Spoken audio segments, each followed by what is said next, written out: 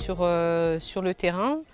Nous avons souhaité que les personnes qui avaient participé hier à la restitution finale du projet puissent voir concrètement et être dans les conditions et voir dans quelles conditions tout ce projet a pu être mis en œuvre.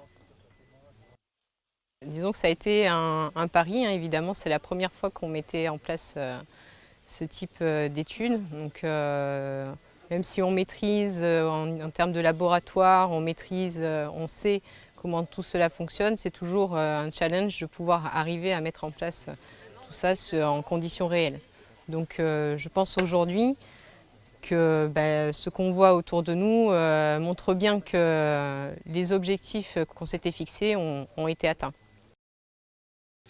Alors ce projet, c'est un projet qui a quand même duré 3 ans.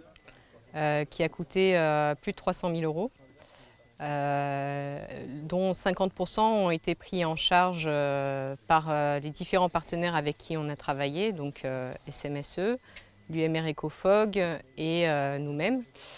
On a évidemment, donc c'était compliqué de pouvoir mettre en place tout ça, mais chaque partenaire a été vraiment extraordinaire là-dessus, a participé, s'est impliqué et notamment donc SMSE qui nous a permis et a mis toutes les conditions nécessaires pour qu'on puisse réaliser et mettre en place ce projet.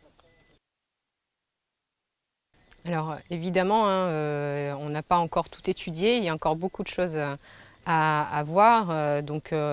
Même si ces arbres ont bien fonctionné dans certaines conditions, on a pu voir que certaines espèces étaient plus favorables dans d'autres conditions et qu'il fallait sélectionner donc, ces espèces-là en fonction du milieu dans lequel elles étaient amenées.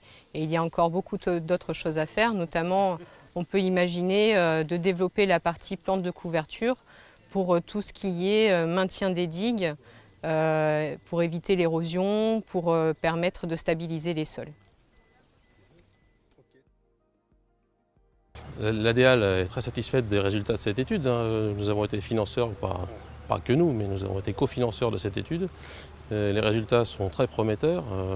Très clairement, on est face à une réhabilitation de sites qui correspond tout à fait à ce que l'ADEAL, en tant que représentant du ministère de l'Environnement, attend de la part d'exploitants miniers.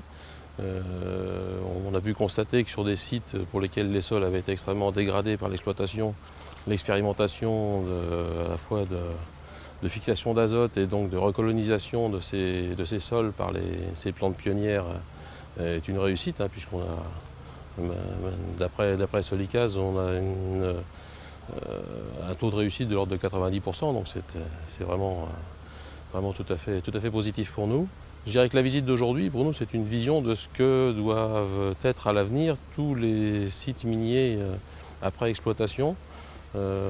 C'est la vision qu'un certain nombre d'opérateurs miniers ont en Guyane dans le cadre d'une démarche de mine responsable.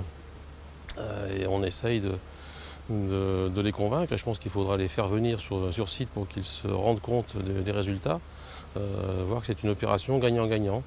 Eux, ils gagnent, l'image de l'industrie minière y gagnera et la Guyane y gagnera en fin de compte. Donc cette expérience entre les deux entreprises a été extrêmement enrichissante. Ça a permis un transfert de compétences vers les salariés de la mine. Ça, c'était la partie la plus bénéfique. Dans un deuxième temps, ça a validé un parcours technique et ça a permis à terme la création d'une pépinière. Solicase a aujourd'hui une pépinière et les entreprises minières s'intéressent aujourd'hui à une réhabilitation dans les conditions qu'elles proposent. Donc pour nous, c'était une parfaite réussite. Les plans sur la mine sont extrêmement vivaces et nous sommes très heureux de cette expérience innovante et enrichissante.